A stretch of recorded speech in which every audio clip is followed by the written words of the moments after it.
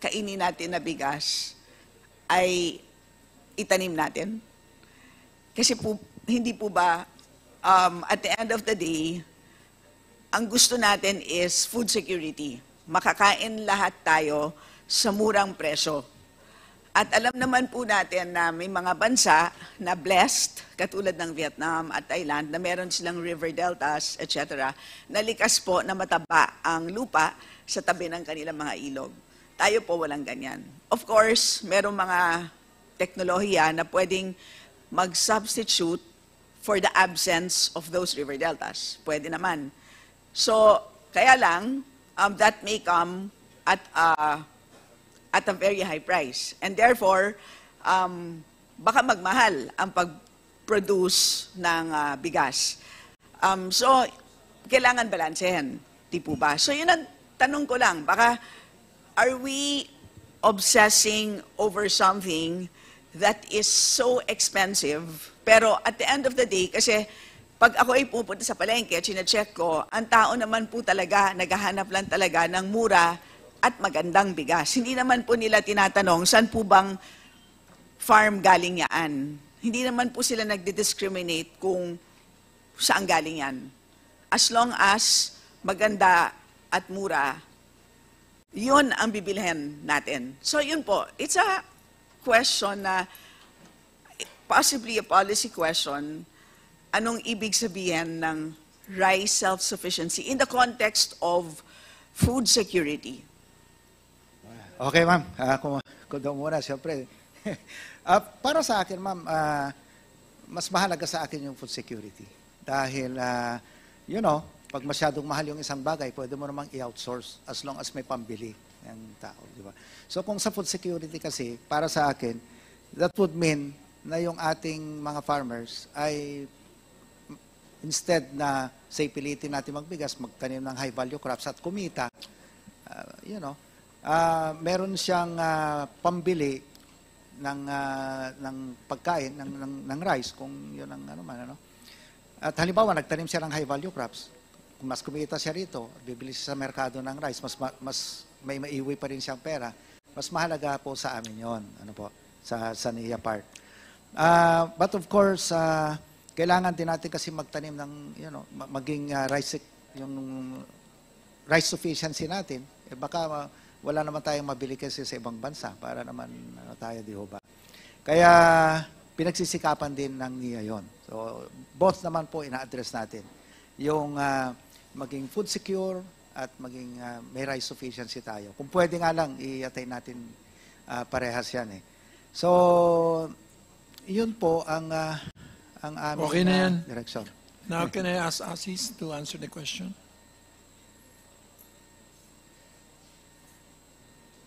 Yung pong food security naman talaga ay pwedeng ma-attain by combining both local production and importation. And of course, the factor that will be considered is the cost. We are quite agreeable to that. And that's why the DA is not pushing for 100% self-sufficiency. But to the extent that we can develop what remains to be developed, and we can, to the extent that when we can put capitalize on those areas that can be capitalized efficiently and economically, then we'll push for that. So ang nakikita po naman natin sa ngayon, marami pa kasi tayo talagang lugar na hindi nalagyan ng tamang kapital.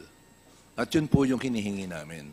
Dagdagan natin yung capital, of course, when we're talking about capital here, we're talking about both the public and private capitalization that we have to push for. And so that number, we're still looking at the sweet spot. That's why we have several models that we're trying to attain that.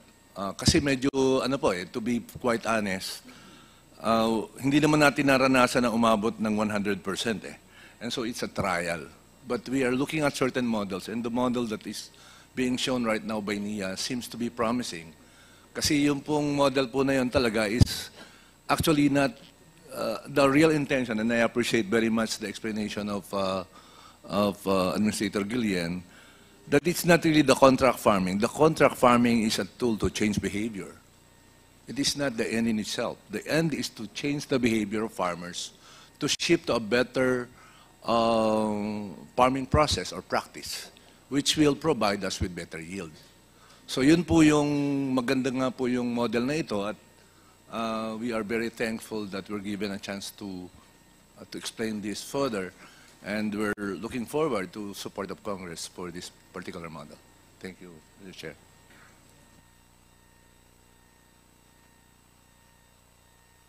Mr. Chair, No, I don't know. Stella, you're okay? the interjection lang. Kasi the total project itself, yung contract farming is about 120,000 hectares. Yung target natin is about 3 million hectares. This is just a little bit, 4% of the entire. When do you expect and how do you expect to do this? Yung timeline natin para at least more or less naintindihan natin. Achievable ba to in the next 5 years? Or probably in the next 10 years? So, baka we're creating hope, but at the end of the day, it's not achievable. Well, sir, una, again, let's give the credit where credit is due. No? Nagpapasalamat nga ako kay Speaker, pinakinggan kami dito eh. Napasok lang itong budget na ito sa BICAM ng 2024 eh. Nakita niya yung ipinapaliwanag ko sa kanila. Nung ito yung program na maganda. Talagang all-in support siya. So nasimulan ito. Totoo po kayo, maliit lamang po ito. Pero dahil kinalat po namin lahat ito sa buong region, we hope na ito pong maliit na butil na ito, yung seed na ito, ay magpapakita sa ating mga farmers. Gaya ng nasabi ko po na sumunod doon sa tamang cropping calendar dapat. So, ngayon naman po marami ng yung maliit na project na yon, nakakuha na kami ng 350,000 hectares ngayon na susunod doon sa tamang cropping calendar. So that would mean around 1.7 million metric tons na additional po na production natin for next year. Kasi additional po ito eh. Parang added, lang namin ito eh, added doon sa cropping intensity natin eh. Now, kung ito po ay patuloy na susuportahan ninyo sa Kongreso, may pagpapatuloy po natin until such time na makita ng mga farmers natin yung ating total objective. At tandaan po natin, ito ay hindi lamang para itaas yung cropping intensity at yield ng ating mga magsasaka, kundi nagagamit po namin ito sa pagbuo ng may economies of scale na production sa kanila. Kasi nga tama rin po kayo, yung segregated na po yung mga lupa natin eh.